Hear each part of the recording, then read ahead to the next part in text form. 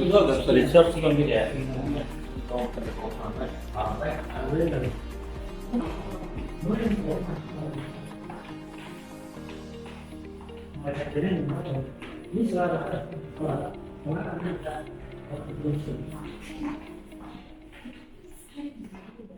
Rasulullah. Alhamdulillah, insya Allah nanti kajian akan kita isi sampai jam 1:15 ya. Insya Allah nanti akan kita buka sesi kedua tanya jawab di 15 menit. Mungkin mempersingkat waktu. Banyak bullying, banyak yang diterima oleh Nabi dan pengikutnya di kota Mekah. Bukannya Nabi takut, bukannya Nabi itu tidak mau, tetapi memang sudah garisan takdir dari Allah, harusnya untuk berangkat hijrah, maka berangkat hijrah. Rasulullah SAW ditemani oleh sahabatnya. Didahulukan oleh mereka para sahabat-sahabat yang dipimpin oleh Sayyidina Umar bin Khattab, dipimpin oleh Sayyidina Hamzah, dipimpin oleh beberapa sahabat-sahabat Rasulullah berangkat terlebih dahulu ke kota Madinah. Di kota Madinah sudah banyak jamaah-jamaah yang menunggu. Semua para pecinta Rasul Sallallahu Alaihi Wasallam di kota Madinah menunggu kedatangan Rasul Sallallahu Alaihi Wasallam. Kaum Ansar, mereka menunggu kedatangannya Rasulullah yang sudah didengar bahwa ada seorang Nabi yang menerima wahyu dari Allah Subhanahu Wa Taala. Maka menyambutlah mereka semuanya dengan sambutan yang luar biasa. Ya, para Ansar, para orang-orang yang mencintai Nabi menyambut dengan memandangkan daripada qasidah yang sering kita dengar, qala al-badru alaina, dari anak kecil, orang tua, kakek, nenek, semua menyambut dengan kedatangannya baginda Nabi Muhammad sallallahu alaihi wasallam. Walau di perjalanan ketika hijrah, banyak ada di antara mereka yang ada beberapa mendengar Rasul sallallahu alaihi wasallam dari sahabat-sahabatnya yang mengatakan, ya Rasulullah, ada fulan ibn fulan, dia hijrah bukan untuk sesuatu karena Allah dan karena Rasul. Dia hijrah untuk menikahi perempuannya, karena perempuannya hijrah, dia hijrah. Maka keluar hadis Rasul sallallahu alaihi wasallam, ya, man kanat hijratuhu ilallah wa rasulih fa hijratuhu ilallah wa rasulih, wa man kanat hijratuhu lidunya yusibuha aw imra'atin yankihuha fa hijratuhu ala ma hajar ilaihi aw kama qala Rasulullah. Ini menandakan bahwa setiap sesuatu, ya, yang diperintahkan oleh Allah dari kebaikan-kebaikan itu, ada yang memang karena Allah, ada pula yang memang bukan karena Allah. Tetapi ingat kata Nabi, innamal a'malu binniyah. Segala amal itu tergantung niatnya. Kalau niatnya karena Allah, istamar. Kalau niatnya karena Allah Subhanahu wa taala, dia akan abadi. Dia akan terus menerus. Tapi kalau niatnya bukan karena Allah, dia akan inqata. Makana lillah istamar wa makana li ghairillah inqata. Semua yang niatnya bukan karena Allah maka akan terputus. Baik itu terputus pahalanya ataupun terputus keistiqamahannya dia. Kita duduk di sini niat karena Allah, istiqamah setiap hari, mungkin ada kajian atau setiap minggu atau setiap bulan, istiqamah karena Allah Subhanahu wa taala, insya Allah akan istiqamah. Tapi kalau duduk di sini bukan karena Allah, bukan karena Nabi, bukan karena Rasulullah, maka akan terputus. Baik terputus amalannya ataupun terputus pahalanya. Karena setiap amalan yang kita kerjakan ini harus lillahi ta'ala. Niat itu membedakan. Niat itu membedakan. Al-farq bainana adalah an-niyah. Kita duduk di masjid, ada dua orang lelah, capek. Yang satu duduk karena Allah, untuk i'tikaf. Dia duduk niat nawaitul i'tikaf fi hadzal masjid ma dumtu bihi lillahi ta'ala. Maka ditambahin lagi nawaitul i'tikaf fi hadzal masjid wa ta'allum ma dumtu bihi lillahi ta'ala. Saya duduk di sini di masjid untuk i'tikaf dan untuk belajar agama karena Allah Ta'ala. Walaupun dia niatnya itu untuk Allah, tapi dia menghilangkan rasa lelahnya. Atau sebaliknya, walaupun rasa lelahnya hilang, tapi dia mendapatkan pahala dari Allah karena dia duduk dengan niat daripada yaitu i'tikaf. Ada orang yang duduk tidak niat apa-apa. Biasa aja dia duduk karena dia kecapean, dia mau istirahat, dia duduk. Maka dua pekerjaan yang sama tapi yang didapat berbeda. Yang satu menghilangkan rasa lelah saja, tapi yang kedua yang berniat dia menghilangkan rasa lelah, kemudian juga dia mendapatkan pahala dari Allah Subhanahu wa taala. Mencari bagaimana caranya kita mendapatkan rezeki yang barokah. Betul tidak? Yang bisa bermanfaat buat kita. Diawali dengan niat. Rezeki yang bisa kita dapat itu kita kasih ke anak kita menjadi anak yang soleh.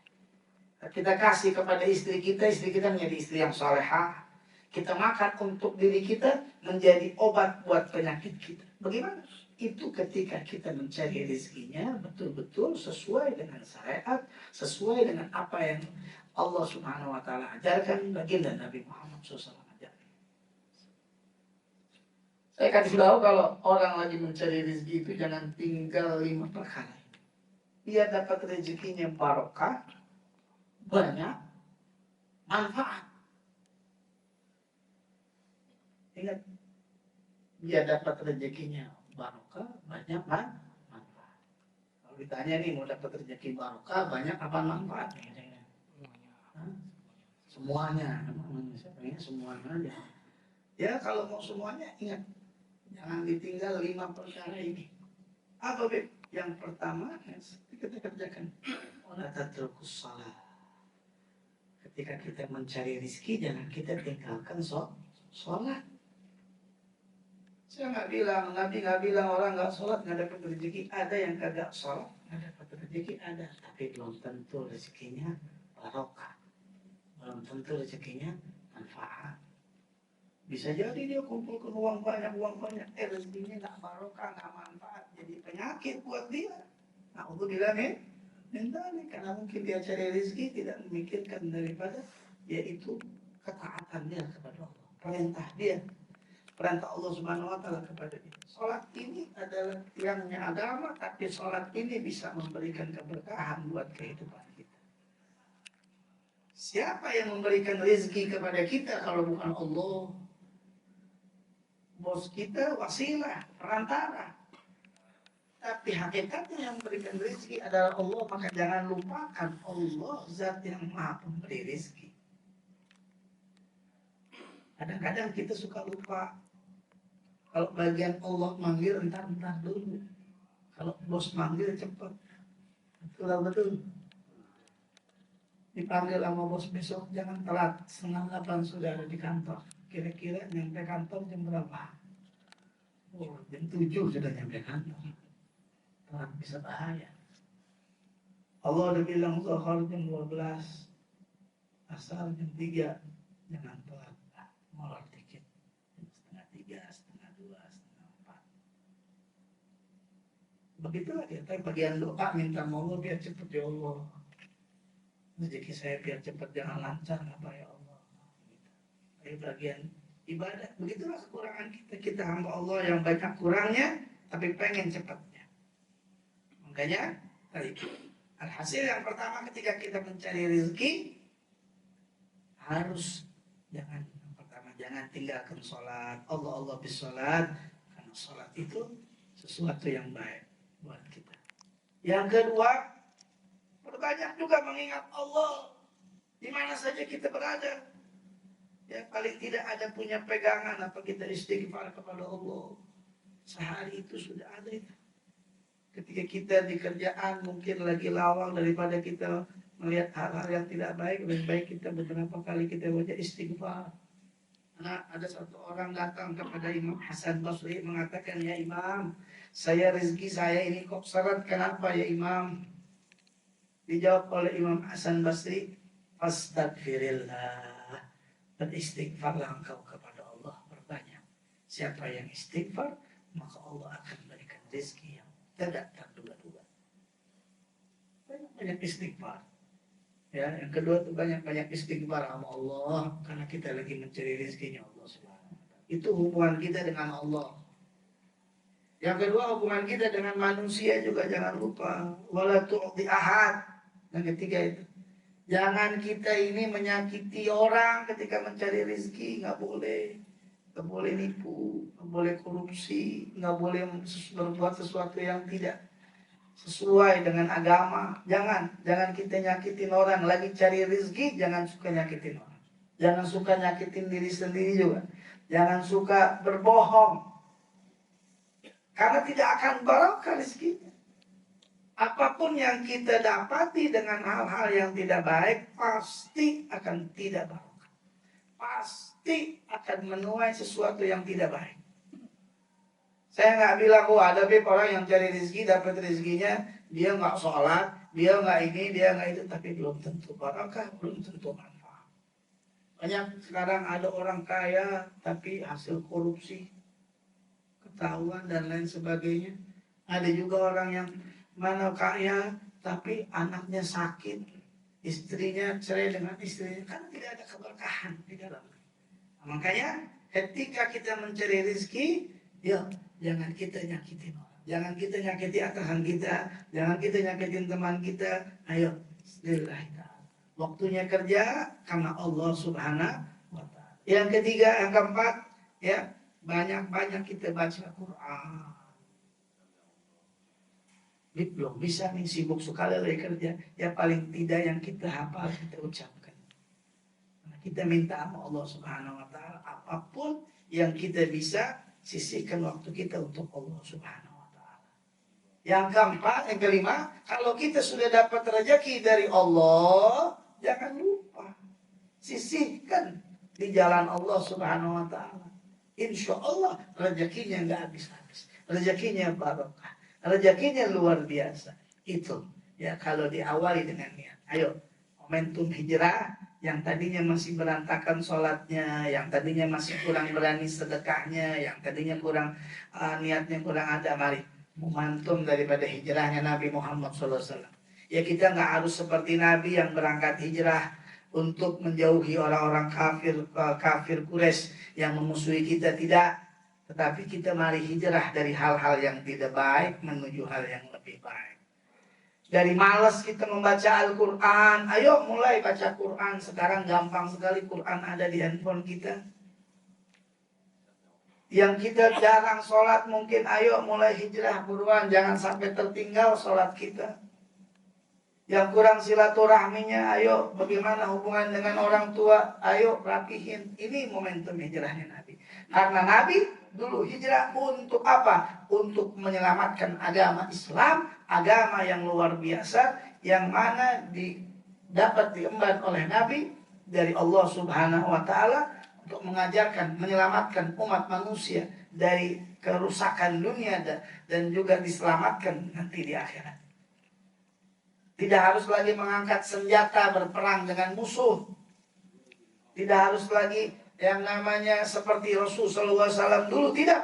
Tetapi tinggal sekarang mengikuti ajarannya, mengikuti syariatnya, mengikuti apa yang dibawa oleh Rasulullah daripada ajaran kedamaiannya. Kenapa?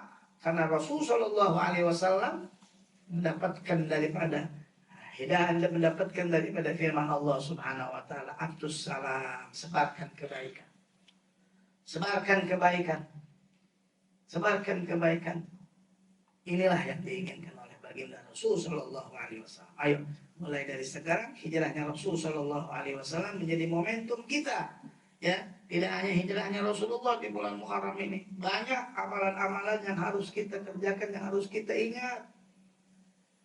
Hijrahnya Rasul sallallahu alaihi wasallam menjadi awal daripada yaitu berdirinya Islam. kebangkitan Islam. Maka kita sebagai umat Rasul sallallahu alaihi wasallam, mari kita bangkit. Jadilah Islam yang kuat, baik dari segi ekonomi, dari kesehatan, dari apapun itu harus kuat. Jangan sampai kita lemah. Jangan sampai kita kalah. Rasulullah SAW hijrah itu bukan pecundang, tapi Rasulullah SAW menjadi pemenang. Setelah beliau hijrah 23 tahun, beliau menyebarkan agama, sehingga agama itu sampai kepada kita. Dengan lisan-lisan sahabatnya, dengan lisan-lisan para alim ulama, sampai ke negeri kita Indonesia, alhamdulillah. Coba dipikirkan pakai otak kita, bagaimana caranya menyebarkan agama ini bisa sampai. Ya, karena tadi Rasulullah menerima konsekuensi, dicaci, dimaki, difitnah, dan lain sebagainya. Jadi jangan takut kalau kita dicaci. Kalau kita dalam kebenaran, pasti cacian, makian ada. Pasti fitnahan ada. Kalau memang kita benar, jangan takut. Jangan takut juga untuk mengalah. Karena dengan mengalah itu bisa menjadi sesuatu untuk menang. Begitulah baginda Rasulullah SAW ajarkan kepada kita. Jangan kita takut ketika kita berbuat baik. Jangan kita lemah. Jadilah kita orang yang kuat, yang bisa mengikuti ajaran baginda Nabi Muhammad SAW. Maka dari itu hadirin yang dimuliakan oleh Allah Subhanahu Wa Taala, jamaah Masjid Al-Muhajirin rahimakumullah, mari kita jadikan Rasulullah SAW sebagai idola kita, sebagai role model kita. Bagaimana beliau menyikapi kehidupan ini? Bagaimana beliau menyikapi orang-orang yang tidak suka dengan beliau? Bagaimana beliau memanage dengan baik kehidupannya sehingga sukses, tidak hanya di dunia, sukses dunia dan akhirat. Kita sebagai umatnya ikuti. Laqad kana lakum fi Rasulillahi uswatun hasanah. Maka karena ada pada Nabi Muhammad SAW adalah yaitu suri tauladan yang baik. Maka dari itu bersuri tauladanlah kepada Rasulullah SAW apabila kita pengen sukses dunia wal akhirat. Bagaimana istiqomah untuk menjaga kelima yang tadi? Istiqomahnya. Istiqomah. Ya, semua kembali kepada hati kita, keinginan kita. Ya, keistiqomahan itu dikerjakan dengan mujahadah, dengan melawan hawa nafsu, dengan tidak mengikuti hawa nafsu kita. Ketika kita tahu dapat ilmu dari guru, dari ustadz, ini 5 harus dikerjakan, nah mulai kita kerjakan. Keistiqomahan dilihat oleh Allah Subhanahu Wa Taala seberapa banyak engkau berkorban untuk melakukan itu. Ya. Ketika engkau bersusah payah untuk istiqomah, maka susah payahmu itu pun kan istiqomah oleh Allah Subhanahu Wa Taala. Jadi step demi step, yang namanya orang untuk menuju ke atas itu tidak langsung naik, tidak, tapi tahap demi tahap. Ayo mulai bagaimana istighfarnya mulai dikerjakan. Ayo bagaimana sholatnya mulai diperbaiki. Ayo bagaimana hubungan dengan sesama mulai diperbaiki. Menjaga itu mulai diperbaiki. Nanti lambat laun dia akan terbiasa sehingga menjadi kenikmatan yang dia rasakan. Ya, mereka para wali-walinya Allah, mereka yang istiqomah di jalan Allah tidak langsung, tapi tetap perlu mujahadah. Keistiqomah itu berawal dari tangga pertama, kedua, ketiga, sampai kepada tujuan tadi, dan keberkahan akan datang. Begitu. Hingga untuk amalan yang udah lewat atau udah selesai. Amalan yang udah lewat itu sudah lewat, tidak bisa diperbaiki. Tapi amalan-amalan yang sekarang yang akan datang diperbanyak niatnya. Minum kita, makan kita, aktivitas kita diniatkan dengan baik, insya Allah akan menjadi baik. Tapi kita harus husnuzan kepada Allah Subhanahu Wa Taala. Amalan-amalan yang belum diniati dengan tidak baik, tapi berdoa kepada Allah Subhanahu Wa Taala dengan sedekah kita, dengan kebaikan-kebaikan kita, bisa Allah Subhanahu Wa Taala tutup yang tidak baik kita. Sebab ada hadis Rasulullah mengatakan apa? Wa'ad bi'is sayi'atil hasanat tamhuha. Apa itu artinya? Wa'ad bi'is sayi'atil hasanat. Sayi'at yang dulu ikuti dengan kebaikan tamhuha untuk menghapus. Jadi hal-hal yang dulu yang jelek yang kita kerjakan bisa terhapus dengan kebaikan yang kita akan kerjakan. Mungkin kita tidak bisa merubahnya, tapi dengan kebaikan yang akan kita kerjakan ini bisa menambal yang dulu-dulu. Maka berbuatlah baik terus. Idza faragta fansab. Kalau sudah selesai berbuat baik, terus berbuat baik lagi untuk apa? Untuk menambal daripada kejelekan-kejelekan yang lalu yang kita kerjakan. Begitu. Banyaknya orang yang hijrah saat ini juga diikuti dengan fenomena saling menyalahkan untuk hal-hal yang dulu dijalani oleh orang yang berhijrah. Mohon nasihatnya untuk hal ini. Kita sebagai umat Rasul SAW harus mengikuti apa yang diajarkan oleh Nabi. Nabi mengajarkan tidak boleh kita menjelek-jelekan orang, apalagi sesuatu yang sudah terjadi. Ya, kita harus memberikan yang terbaik, membuka yang baik. Jangankan kita yang masih hidup yang masih bisa berubah.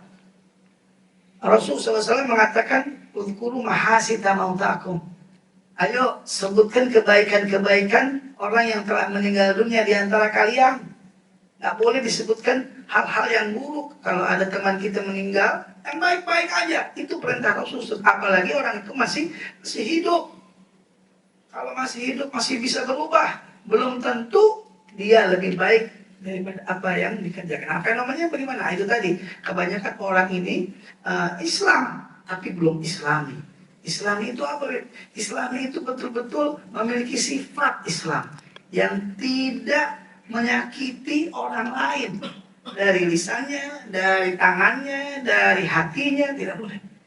Bagaimana caranya itu? Itu tadi terus mengikuti apa yang diajarkan oleh Rasulullah SAW. Kalau ada orang yang hijrah masih saling menyalahkan, berarti hijrahnya ini harus diintrospeksi lagi, harus diperbaharui lagi. Mungkin baru awal, nanti lambat laun dia akan baik. Hijrah itu nggak harus ada komunitas hijrah dan lain sebagainya. Dari diri sendiri kita bisa hijrah. Sendiri kita bisa hijrah. Berbuat baik dari hal yang tidak baik menjadi lebih baik. Dari mungkin biasanya nggak pernah sedekah, udah hijrah dia. Dari tadinya tidak pernah sholat berjamaah sudah hijrah dia. Begitu. Ayo dari sesuatu yang tidak baik menjadi lebih baik lagi. Itulah hijrah. Ya, hijrah itu berpindah, berubah dari hal yang tidak baik menjadi lebih baik.